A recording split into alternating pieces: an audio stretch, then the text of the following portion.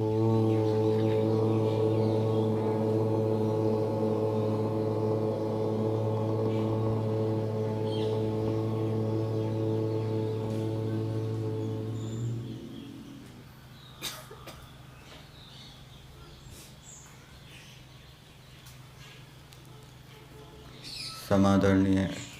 धार्मिक सज्जन वृंद,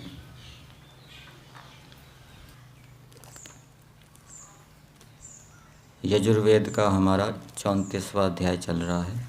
यजुर्वेद के अंदर मुख्य रूप से मनुष्य के लिए क्या धर्म है उनका विधान किया गया है।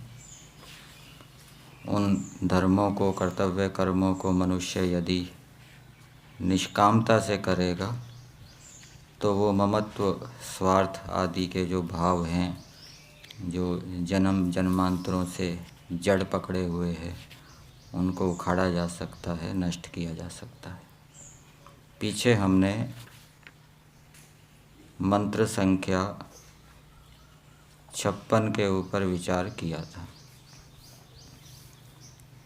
और विद्वानों का कर्तव्य उस मंत्र के अंदर बताया था ईश्वर ने कि विद्वानों को क्या करना चाहिए। उनको जो सुदानु अर्थात जो योग्य विद्यार्थी हैं, जिज्ञासु हैं, छल कपट से रहित, परोपकारी, जो उनके पास विशेष रूप से नियमित रूप से विद्या पढ़ने आए, उनको वो विद्या देवे। वैसे सामान्य रूप से तो विद्वान लोग समाज के अंदर, समूह के अंदर सबको ही उपदेश देवे, लेकिन कोई विशेष रूप से उनसे विद्या प्राप्त करने आए, सीखने आए, तो उनको वो उनकी योग्यता को देखते हुए उनको विद्या देवे। और सामान्य मनुष्यों के लिए भी उपदेश किया गया है मंत्र में कि वो भी विद्वानों की कामना करें। जीवन के अंदर अनेक क्षेत्रों में अनेक समस्याएं उत्पन्न हो जाती हैं, अनेक शंकाएं होती हैं। उनके समाधान के लिए विद्वानों की कामना करनी चाहिए, उनके समीप जाना चाहिए। और विद्वानों के विषय में ये भी बताया कि विद्वान लोगों की हानि ना करें, उपदेश के माध्यम से लोगों के अंदर भ्रांति उत्पन्न ना करें, लोगों को सच्ची विद्या सिखाए, झूठी विद्या ना सिखाए। और सच्ची विद्या को सिखाते हुए वो उनको उससे जो लाभ हो, उससे वो अपना सांसारिक विषयों का सेवन करें। आज मंत्र संख्या 57 के ऊपर विचार करेंगे।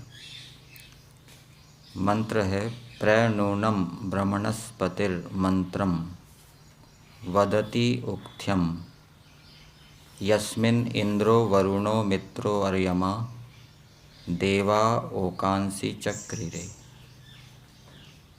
मंत्र का देवता है ब्रह्मणस्पति और इस मंत्र की भूमिका में दिया है ईश्वर के विषय में कहा है। तो देवता वही होता है जो मंत्र के विषय वस्तु को बताए। तो ब्रह्मणस्पति यद्यपि विद्वान के लिए भी प्रयोग हो सकता है, लेकिन यहाँ पर महर्षि दयानंद जी के अनुसार उन्होंने ईश्वर परक इसका अर्थ लिया है। ब्रह्मणस्पति का अर्थ किया है ईश्वर। इससे पीछे जो हमने मंत्र पढ़ा था, मंत्र संख्या 56, उसमें भी ब्रह्मणस्पति शब्द आया था। वहाँ ब्रह्मणस्पति का अर्थ लिया था विद्वान। तो ईश्वर के विषय में इस मंत्र में क्या कहा है, भावार्थ हम इस मंत्र का देखते हैं। भावार्थ में दिया है, हे मनुष्यों,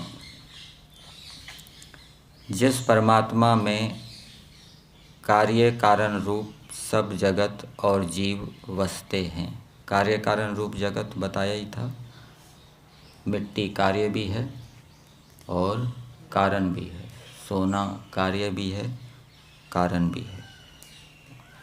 और कुछ पदार्थ ऐसे हैं जो केवल कार्य ही होंगे, अंतिम कार्य जिनको कहेंगे वो कारण रूप नहीं होंगे। लेकिन कुछ पदार्थ कार्य और कारण दोनों के रूप में इस सृष्टि के अंदर मिलेंगे। तो ऐसा जो जगत है वो परमेश्वर में रहता है और जीव भी परमेश्वर में वसते हैं। जीव कितने हैं?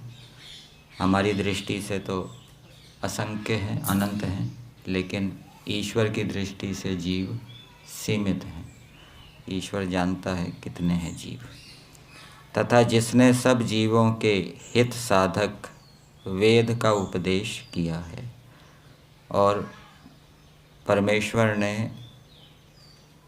हित साधक वेद, ये वेद का विशेषण है हित साधक, जो जीवात्माओं के हित को सिद्ध करने वाला है।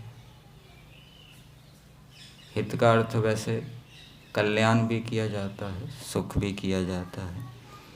तो जो सुख को, कल्याण को सिद्ध करने वाले वेद हैं, ऐसे वेदों का उपदेश परमेश्वर ने जीवों को दिया।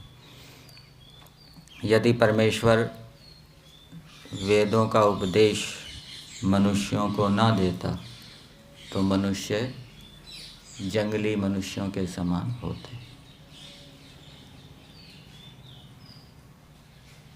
कोई विशेष विद्या से युक्त ना होते, उनकी कोई सभ्यता की उन्नति प्रगति नहीं होती। जैसे जंगली मनुष्य है वो प्राणियों को मार कर खाते हैं, इसी प्रकार से उनका जीवन होता। उनको बोलना चालना नहीं आता, व्यवहार करना नहीं आता।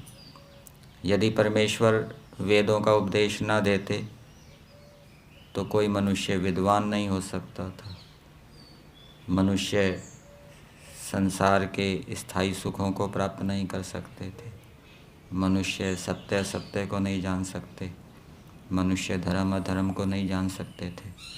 तो वेदों का उपदेश करने से मनुष्य धर्म अधर्म को जान पाते हैं, सत्य असत्य को जान पाते हैं और संसार के अंदर अनेक प्रकार के सुखों का लाभ करते हैं, अनेक प्रकार के सुख के साधनों का निर्माण करते हैं और उनके माध्यम से अनेक सुखों को भोगते हैं। ऐसा जो परमेश्वर है जिसने वेद का उपदेश किया, उसी को तुम लोग भक्ति सेवा उपासना करो। उसी की तुम लोग भक्ति सेवा और उपासना करो। 3 बातें बताई हैं। कहीं कहीं आपको ऐसा मिलेगा ईश्वर की भक्ति करो, तो भक्ति, जब केवल भक्ति शब्द आएगा तो वहाँ पर दोनों बातें आ जाएगी। ईश्वर में प्रेम रखो और ईश्वर की आज्ञा का पालन करो। अब भक्ति और सेवा अलग कर दिया है, तो यहाँ भक्ति का अर्थ ले लेंगे उसी की तुम लोग भक्ति करो, अर्थात उसी से प्रेम करो और उसी की सेवा करो। सेवा का मतलब है उसी की आज्ञा का पालन करो और उसी की उपासना करो। उपासना शब्द के भी अनेक अर्थ होते हैं। यहाँ पर उपासना का अर्थ, जैसे हम ध्यान काल में बैठते हैं, संध्या करते हैं, तो व्यवहार काल में तो व्यक्ति ईश्वर की सेवा करेगा, यम नियम का पालन करेगा, अपने कर्तव्यों का, धर्मों का पूरी शक्ति से पालन करेगा।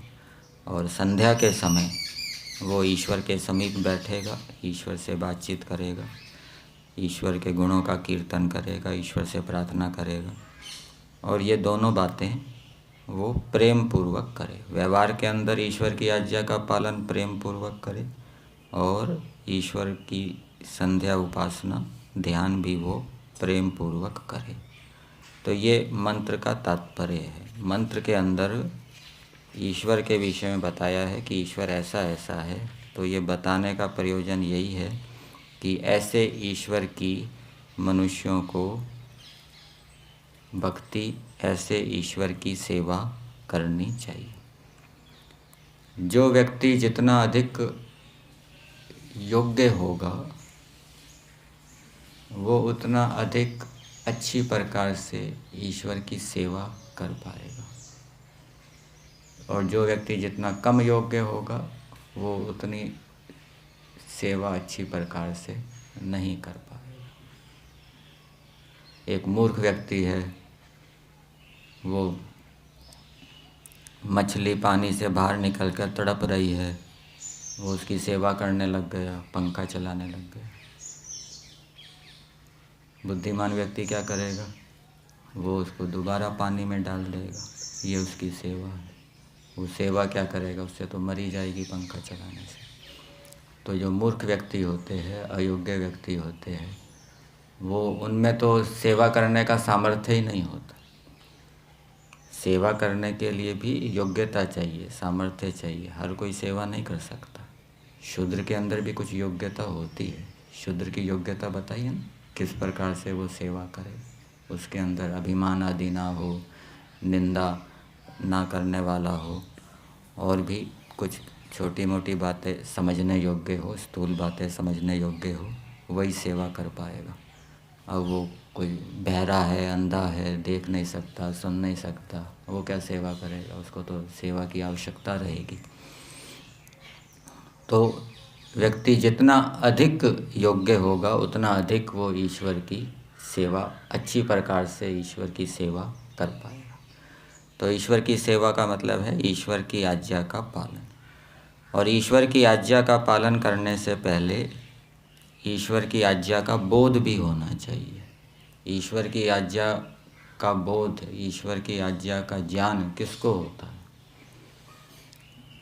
बहुत से मनुष्य हैं, वो सत्संग करते हैं, स्वाध्याय करते हैं, विद्वानों का व्याख्यान प्रवचन सुनते हैं, स्वाध्याय करते हैं, लेकिन पढ़ने सुनने के बाद भी धर्म के विषय में बहुत सुना, बहुत पढ़ा, फिर भी बोध नहीं हुआ, व्यवहार नहीं बदला। जो सुना पढ़ा वो व्यवहार के अंदर नहीं आया। पहले बोध होगा तभी तो व्यवहार के अंदर आएगा। तो बोध किसको होता है धर्म के विषय में? मनुस्मृति के अंदर श्लोक दिया है, अर्थ कामेषु असक्तानाम धर्म ज्ञानम विधीयते। जो विषयों की आसक्ति में नहीं फंसा हुआ, धन के लोभ में नहीं फंसा हुआ, ऐसा व्यक्ति यदि सत्संग करेगा, स्वाध्याय करेगा, तो उसको सुनकर पढ़कर धर्म का बोध होगा। बोध का मतलब धर्म समझ में आएगा, उसमें संशय नहीं होगा, क्योंकि उसका अंतःकरण शुद्ध है, मलिन नहीं है। सांख्य दर्शन के अंदर सूत्र आता है, न मलिन चेतसी उपदेश बीज प्ररोह अजवत। जो विषयों में फंसा हुआ है, धन के लोभ में फंसा हुआ है, वो मलिन चित्त वाला है। वो उपदेश चाहे सुन के ग्रहण करे, चाहे पढ़ के ग्रहण करे, तो उसको विवेक नहीं होगा, तत्व ज्ञान नहीं होगा, उपदेश समझ में नहीं आएगा, सुनने के पढ़ने के बाद भी धर्म समझ में नहीं आएगा। और ये विषयों में आसक्ति किसकी हटती है?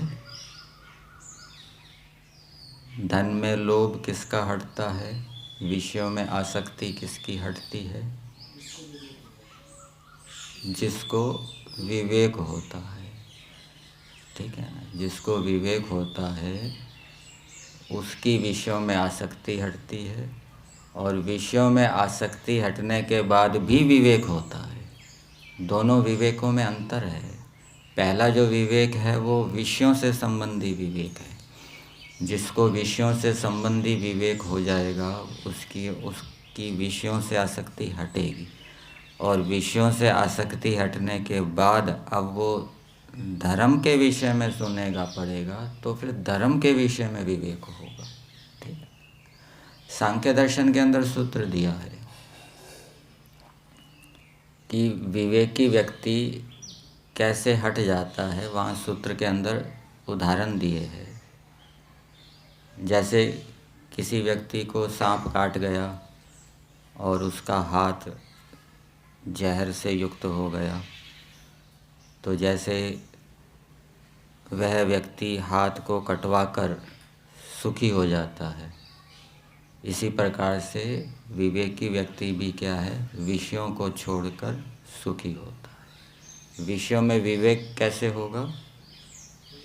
विषयों के विषय में विवेक प्राप्ति का उपाय बताया गया है। कईयों को तो एक बार सुनने से ही विषयों में विवेक हो सकता है, जिसके पिछले जन्मों के संस्कार हैं, और किसी को एक बार सुनने से विवेक ना हो तो उसके लिए क्या बताया सांख्य दर्शन के अंदर, आवृत्ति ही सकृत उपदेशात्। उसको बार बार विचार करना चाहिए। क्या विचार करना चाहिए? विषयों में दोष दर्शन करना चाहिए। विषयों में क्या दोष है, कौन कौन से दोष है विषयों में? धन का लोभ करने से क्या दोष है, क्या हानि होगी, विषयों में क्या दोष है। ये जो विषय हैं ये, इनके विषयों के सुख क्षणिक हैं, और वो सुख भी क्या है, दुख मिश्रित हैं। विषय अनित्य हैं, हमेशा रहने वाले नहीं हैं। ठीक है। इस प्रकार से वो बार बार चिंतन करेगा कि ये जो संसार के विषय है, यदि मैं इसमें सुख लूँगा तो 4 प्रकार के दुख भोगने पड़ेंगे, और ये विषय हमेशा साथ रहने वाले नहीं हैं, अनित्य हैं।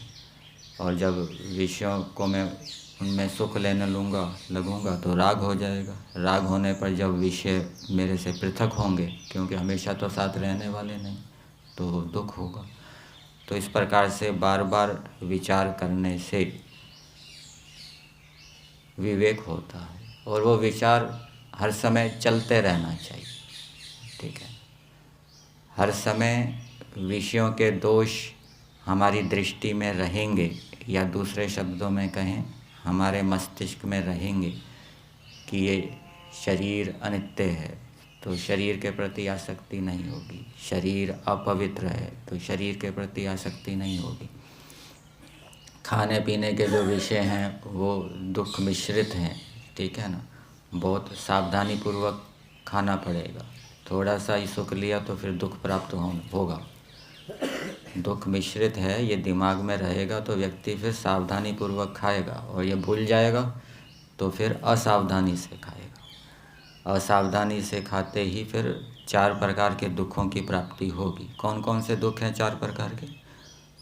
परिणाम दुख, ताप दुख, संस्कार दुख और गुण वृत्ति विरोध दुख। तो इस प्रकार से विषयों के दोषों को बार बार दोहराने से, हर समय उनको मन मस्तिष्क में उपस्थित रखने से धीरे धीरे विषयों से वैराग्य हो जाता है। विषयों से संबंधित विवेक उत्पन्न हो जाता है, उससे वैराग्य हो जाता है। परंतु उसके साथ साथ उसका जो व्यवहार है वो भी शुद्ध होना चाहिए, पवित्र होना चाहिए। अहिंसा, सत्य आदि का भी वो पूरी शक्ति से पालन करे, तो उसको शीघ्र सफलता मिल जाएगी। तो इस प्रकार से धर्म को जानकर, विषयों से आसक्ति हटाकर, फिर स्वाध्याय सत्संग के माध्यम से धर्म को जानकर व्यक्ति उस धर्म का आचरण करके ईश्वर की सेवा कर सकता है। और फिर धर्म के साथ साथ जो विद्वान है, विद्या से युक्त है, वो और अधिक अच्छी प्रकार से ईश्वर की सेवा कर सकता है। वो अपनी विद्या का उपयोग दूसरे प्राणियों के हित के लिए करेगा, क्योंकि परमात्मा चाहता है कि सभी प्राणियों का हित हो, कल्याण हो, उनके दुख छूटे, सुख बढ़े।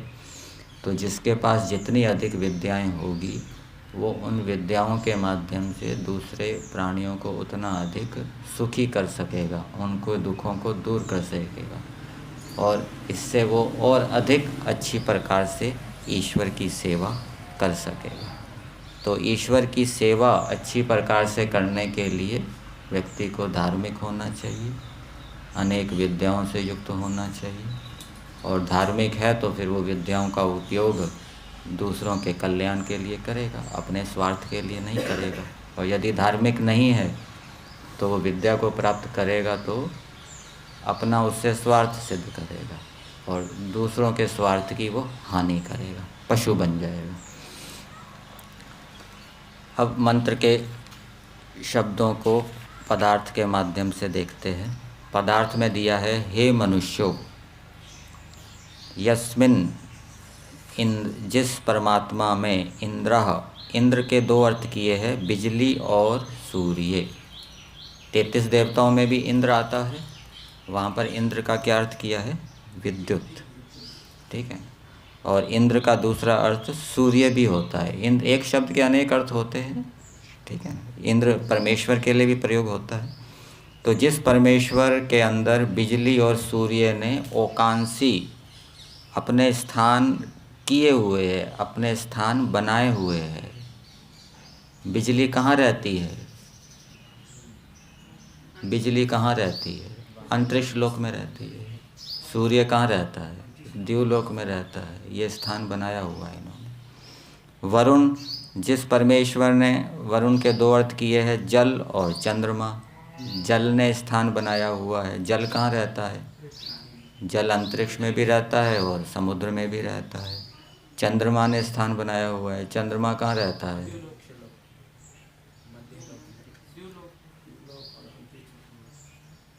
द्यूलोक में कह सकते हैं, द्यूलोक में रहता है। और मित्र का अर्थ किया है प्राण व अन्य अपान आदि वायु।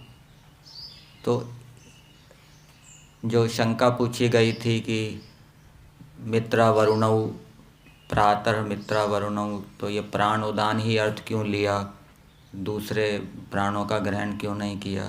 तो वहाँ पर, यहाँ पर जो अर्थ किया है मित्रा, मित्र से प्राण और अन्य अपान आदि वायु, दूसरी वायुओं का भी ग्रहण है। तो वहाँ पर भी मित्रा वरुणों से, यद्यपि द्विवचन है, फिर भी वो उपलक्षण के रूप में ले लेंगे, दूसरे प्राणों का भी ग्रहण हो जाएगा। तो जिस परमेश्वर ने प्राण और अन्य अपान आदि वायु, जिन्होंने परमेश्वर के अंदर अपने स्थान बनाए हुए हैं। कहाँ स्थान बनाए हुए हैं? प्राणियों के शरीर में। जितने भी प्राणियों के शरीर हैं, ये पेड़ पौधे हैं, पशु पक्षी हैं, उनके अंदर इन्होंने अपने स्थान बनाए हुए हैं। और प्राण का अलग स्थान है, अपान का अलग स्थान है, वहाँ पर वो अपने अपने कार्य करते हैं। और ये स्थान उन्होंने अपने आप नहीं बनाए, ईश्वर ने इनको स्थान दिए हैं। ईश्वर ने इनको व्यवस्थित किया है। ये तो जड़ है, अपने आप स्थान थोड़ा ना बनाएंगे। फिर आगे दिया है अर्यमा, जिस परमेश्वर के अंदर अर्यमा का अर्थ किया है सूत्रात्मा वायु। अब ये सूत्रात्मा वायु क्या है, इसको समझना चाहिए। यजुर्वेद के 31वें अध्याय में एक मंत्र आता है, सप्तस्य आसन परिदयः त्रिहि सप्त समिदः कृतः। तो इसके भाष्य में महर्षि दयानंद जी लिखते हैं कि परमेश्वर ने एक एक लोक के चारों ओर 7 आवरण बनाए हैं। वो 7 आवरण कौन सा है? पहला आवरण है समुद्र का, समुद्र से वो लेना चाहिए, अंतरिक्षस्थ समुद्र जिसको अर्णव कहते हैं। दूसरा आवरण है त्रसरेणु का। त्रसरेणु किसको कहते हैं? जहाँ तक हम देख सकते हैं, ठीक है ना, त्रसरेणु तक, त्रसरेणु से ऊपर के पदार्थों को हम देख सकते हैं। त्रसरेणु से जो सूक्ष्म हैं, द्वैर्णुक आदि हैं, उनको हम नहीं देख सकते, ठीक है ना। तो त्रसरेणु पृथ्वी का भी होता है, त्रसरेणु अग्नि का भी होता है, त्रसरेणु जल का भी होता है, सबके ही होंगे त्रसरेणु। जल के त्रसरेणु जो हम ये ऊपर आकाश में नीला नीला दिखाई देता है, तो ये जल के त्रसरेणु बताई जाते हैं। कभी कभी आकाश के अंदर धुंधलापन होता है, ये पृथ्वी के त्रसरेणु के कारण है, ठीक है, धुंधला धुंधला हमको दिखाई देता है। और अग्नि का त्रसरेणु सूक्ष्म, जो चिंगारी के रूप में जितनी हमें दिखाई सकती, देख सकते हैं जितना। तो ये दूसरा आवरण त्रसरेणु का होता है। तीसरा आवरण मेघमंडल की जो वायु है उसका होता है। फिर उसके आगे एक वृष्टि जल से ऊपर एक और प्रकार की वायु होती है। फिर उसके ऊपर एक अत्यंत सूक्ष्म धनंजय वायु होती है। और फिर उससे भी ऊपर 7वां जो आवरण होता है वो सबसे सूक्ष्म सूत्रात्मा वायु का होता है। तो ये यहाँ पर सूत्रात्मा वायु वो ले सकते हैं। तो सूत्रात्मा वायु ने जिस परमेश्वर के अंदर स्थान बनाया है, कहाँ पर स्थान बनाया है? प्रत्येक लोक के 7वें आवरण में, ठीक है ना। वहाँ पर स्थान बनाया, ईश्वर ने उसको वहाँ पर स्थापित किया है। फिर आगे दिया देवाः, ये सब देवा का संस्कृत में दिया है दिव्य गुण। दिव्य गुण भी परमेश्वर में स्थित हैं, परमेश्वर के आश्रित हैं। परमेश्वर गुणी है और गुण हो गए ईश्वर के, ठीक है ना, गुण गुणी का संबंध है। तो परमेश्वर के अंदर अनेक दिव्य गुण क्या है, आश्रित हैं, और परमेश्वर क्या हो जाएगा, गुणी हो जाएगा। अर्थात अनेक दिव्य गुण परमेश्वर के अंदर रहते हैं। फिर आगे दिया है ओकांसी निवास, इन्होंने परमेश्वर के अंदर ओकांसी चक्रीरे अपने निवासों को किया है। वह ब्रह्मणः वेद विद्या का पति रक्षक जगदीश्वर, उक्थ्यम प्रशंसनीय पदार्थों में श्रेष्ठ मंत्रम वेद रूप मंत्र भाग को नूनम निश्चय कर प्रवदति, अच्छी प्रकार कहता। तो ये मंत्र प्रमाण है कि वेद किसने दिए, ईश्वर ने दिए। वेद मनुष्यों ने नहीं बनाए, वेद ऋषियों ने नहीं बनाए, वेद का उपदेश किसने दिया, ईश्वर ने दिया। एक मंत्र और भी आता है यजुर्वेद के 31वें अध्याय में भी आता है, जो ये बताता है कि वेद किससे प्रकट हुए, ईश्वर से। कौन सा मंत्र है, तस्मात् यज्ञात् सर्वभूताः ऋचाः सामानि जज्जीरे। और अथर्ववेद के अंदर भी आपको एक मंत्र मिलेगा, महर्षि दयानंद जी ने उसका प्रमाण दिया है। वो भी बताता है कि वेद परमेश्वर से उत्पन्न हुए, और ये भी प्रमाण है। तो परमेश्वर कैसा है, वेद विद्या का रक्षक। परमेश्वर वेद विद्या की रक्षा करने वाला है। वेद विद्या की रक्षा परमेश्वर कैसे करता है, और परमेश्वर को वेद विद्या की रक्षा की आवश्यकता ही क्या है, वो तो उसकी विद्या है, ईश्वर का गुण है। ईश्वर नित्य है, वो भी नित्य है, हमेशा उसके साथ रहेगा।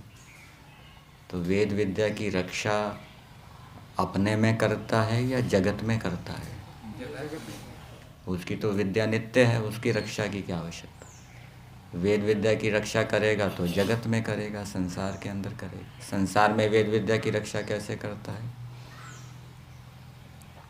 वेदों का उपदेश दे दिया, अब उसके बाद उसकी रक्षा कैसे करता है। फिर परमेश्वर ने ये भी प्रेरणा दी कि भाई आपने जो वेद पढ़ा उसको दूसरों को पढ़ाएं, आगे उस परंपरा को चलाते रहें। तो इससे क्या है, वेद विद्या की रक्षा होती है। और फिर जब मुसलमानों का राज्य आया और जब यहाँ का साहित्य, पुस्तकें, ग्रंथ नष्ट किए जाने लगे, जलाने लगे, तो ब्राह्मणों ने क्या किया, वेदों को कंठस्थ कर लिया। तो ये कंठस्थ करने की प्रेरणा किसने दी, परमेश्वर ने दी, ठीक है ना। और वो सामर्थ्य, कंठस्थ करने का सामर्थ्य किसने दिया, परमेश्वर ने दिया। तो इस प्रकार से परमेश्वर जगत के अंदर वेद विद्या की रक्षा करने वाला है। और फिर वो वेद कैसा है, उसका विशेषण दिया उक्थ्यम, प्रशंसनीय पदार्थों में श्रेष्ठ। प्रशंसनीय पदार्थ सूर्य भी है, प्रशंसनीय पदार्थ चंद्रमा भी है, जल भी है। इन सभी पदार्थों में श्रेष्ठ क्या है, वेद है। कैसे, क्योंकि ये पदार्थ भी हमें तभी सुख दे सकते हैं यदि हमारे पास विद्या हो। विद्या नहीं होगी तो हम इनसे सुख उठाने के स्थान पर दुख भी उठा सकते हैं। इस रूप में कह सकते हैं कि वेद प्रशंसनीय पदार्थों में भी श्रेष्ठ है। तो मंत्र के अंदर परमेश्वर के विषय में बताया है, और इस बताने का प्रयोजन यही है कि ऐसे परमेश्वर से मनुष्य प्रेम करें, उसकी सेवा करें, उसकी आज्ञा का पालन करें, उसकी उपासना करें, और इस प्रकार करते हुए अपने आत्मा के ज्ञान को बढ़ाते हुए वो सांसारिक स्थायी सुखों को भोगते हुए अपने चरम लक्ष्य मोक्ष को प्राप्त करके हमेशा आनंद में रहें। हमेशा का मतलब जितना मोक्ष की अवधि है उतने काल तक वो ईश्वर के आनंद को भोगे।